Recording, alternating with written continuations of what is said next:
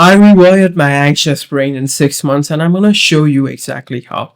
For the most of my life, I had no idea what anxiety actually was. I thought it is something that made me weak. I thought of it as something that I needed to get rid of at all costs because it was so painful. But here's what nobody tells you. Anxiety isn't inherently bad. It is actually part of your built-in survival system. It has a purpose, and its job is to motivate the actions that help us to avoid danger or prepare for important events. And anxiety and excitement share the same physiological responses. The adrenaline rushes, the heart rate increases, the alertness, and your body can't tell the difference between the two. The only difference is how we interpret the sensations. These things are necessary to our lives. Imagine you're walking around in a forest 10,000 years ago, you're just chilling, right? And then suddenly you hear some noise around the bushes, and your brain immediately thinks, what if something's danger is coming? What if there is a tiger? You become alert, and your body turns into this fight or flight survival mode. You carefully look around the place, and you saw a tiger. The tiger hasn't seen you yet. You immediately run away and you became safe. Now imagine the same scenario. This time you didn't get anxious, you didn't get any what if thoughts. You were all chilling and calm and relaxed, and a tiger suddenly in front of you and it ate you because you aren't aware of any danger. See, anxiety serves a purpose. We get anxious and we prepare for things and we avoid danger. That is what healthy anxiety looks like. But the problem arises when you don't feel safe, when you feel like you're in danger, even though realistically there is no way you're in danger. Everything is smooth, but you're still on edge. You're still super high alert, and it feels painful, right? That is what anxiety disorder look like. Your nervous system is stuck in this fight or flight survival mode, even though there were no threat. It showed up at this racing thoughts, this tight feeling in your chest or a pit in your stomach, and because of all of that, you will have a hard time sleeping. For a long time in my life, I felt like that. So I started withdrawing from social situation, anything that made me overwhelming.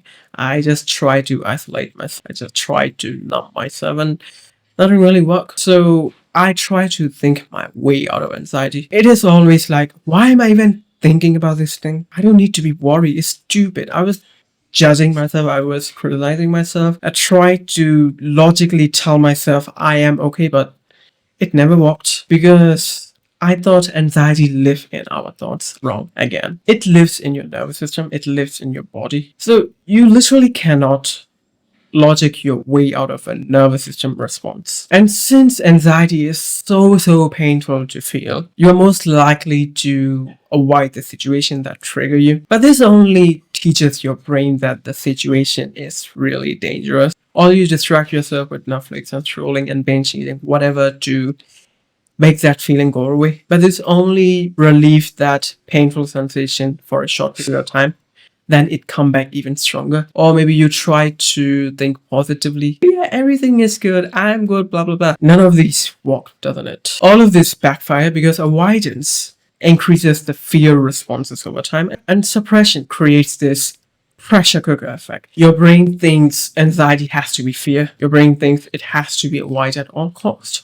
Then I discovered something that changed everything. Your brain can change. Anxiety isn't permanent. For too long, we believe that adults' brains are fixed and unchangeable. But neuroplasticity proves that your brain rewires based on repeated experience. So every anxious thought creates neural pathways. So does calm responses. If you learn a correct way to deal with anxiety, your anxious brain will rewire itself. But the goal isn't to eliminate anxiety entirely. You can't do that.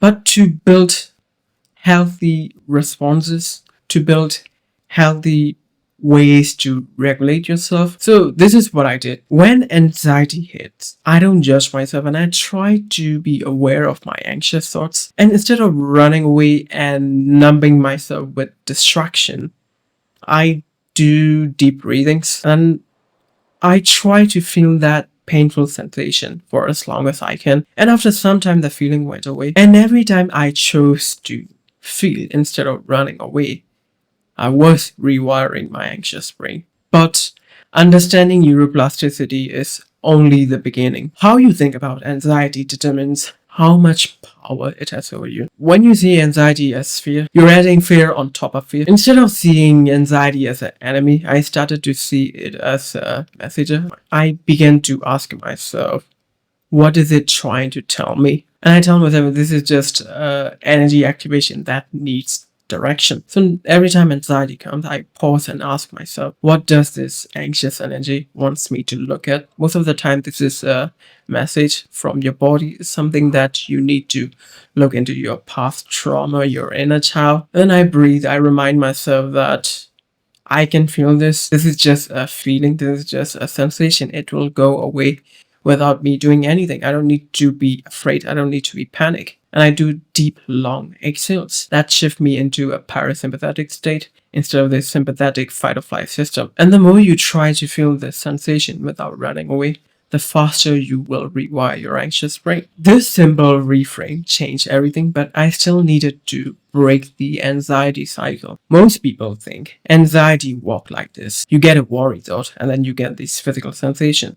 But it is completely backward. The truth is, you get a physical sensation first, and then your brain, being this meaning-making make sense machine, have to make sense of that sensation, right? It creates worries, it creates all these what-if scenarios to explain the physical sensation. Your brain scans your environment to look for threats just to explain the physical sensation you feel. It's like, oh, I must be worried about the presentation tomorrow. That's why I feel anxious. Oh, I must be worried that what if I lose my job? All these what-if scenarios, all these thoughts when you get anxious are not the root cause of anxiety. They are the symptoms of anxiety. And I already made a video on breaking the cycle, so check out this video.